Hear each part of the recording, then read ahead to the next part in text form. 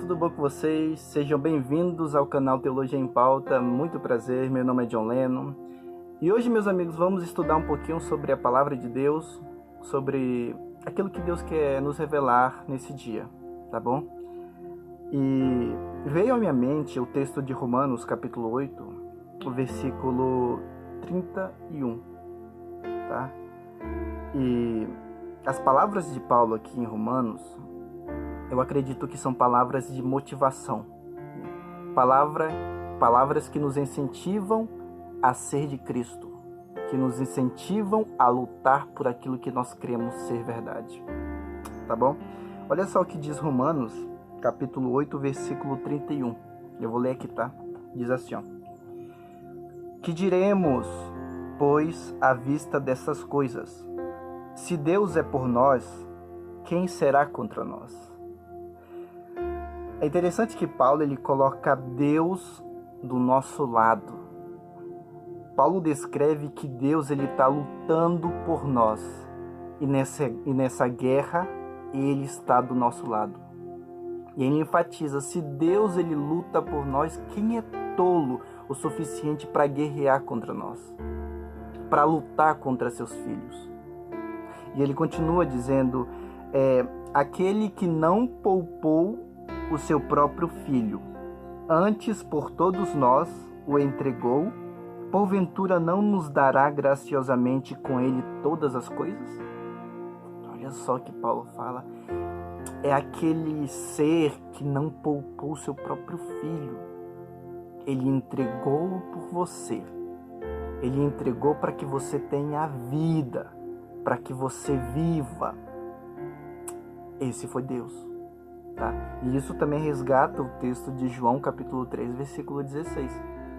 Porque Deus amou o mundo de tal maneira que deu seu Filho unigênito para que todo aquele que nele crê não pereça, mas tenha vida eterna. E a palavra que Paulo utiliza no grego, a palavra que no nosso português é traduzido como poupou, e Deus não poupou, a palavra grega aqui é a mesma palavra que é utilizada na Septuaginta no Antigo Testamento, tá? A Septuaginta é a tradução grega do Antigo Testamento, tá bom? Em uma história, olha só, a história de Abraão, veja bem, em Gênesis capítulo 22, versículo 12, né? Vocês lembram a história de Abraão, né? Que era um homem fiel a Deus, né? Também é conhecido como o pai da fé. Né? Deus pediu para que ele ofertasse seu filho em sacrifício. E Abraão, né, como um servo obediente, assim o fez. Levou seu filho até o Monte Moriá, né? Viajou no percurso de 3 dias ali até o monte. Imagine a cabeça desse homem como estava, de sacrificar seu próprio filho. Chegando ao pé do monte, deixou os servos ali e subiu com seu próprio filho, né? E ali não tinha um cordeirinho, não tinha um carneirinho. E Abraão dá notícia para o seu filho que seria ele. Ele seria o sacrifício a Deus. Você vê ali que Abraão faz sem hesitar. Abraão pensa, Abraão ama seu filho. Ele sabe que ali é uma pessoa que ele ama. Mas ele não hesita. Se Deus está mandando, se Deus está ordenando, Deus sabe o que faz. Independente daquilo que eu acho. Se eu tô achando loucura, ok, é eu que tô achando. Mas Deus sabe o que está fazendo. E Abraão executa. E quando Abraão vai enfiar o cutelo em Isaque, seu filho, que era o filho da promessa,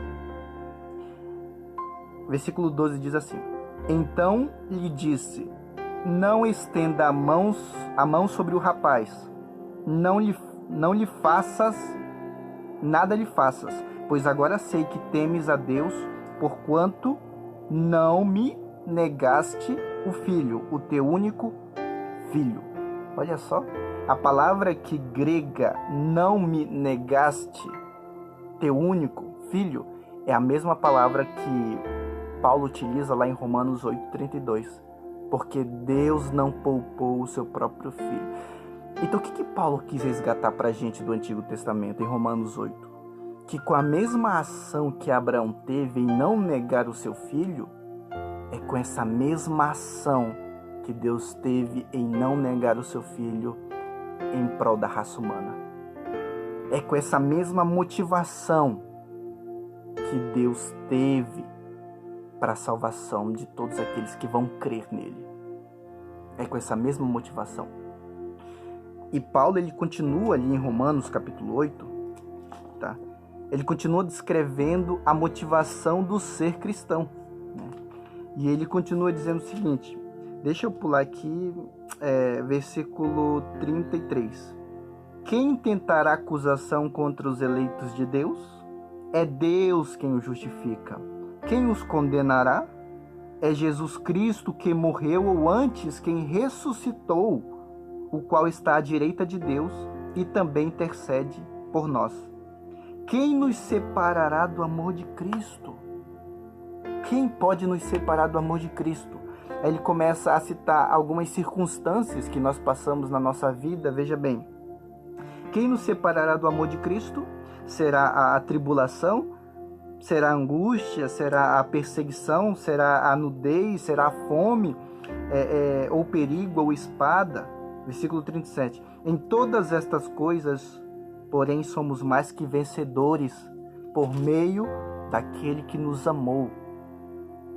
Versículo 38. Porque estou bem certo que nem a morte, nem a vida, nem os anjos, nem os principados, nem as coisas do porvir, nem os poderes, nem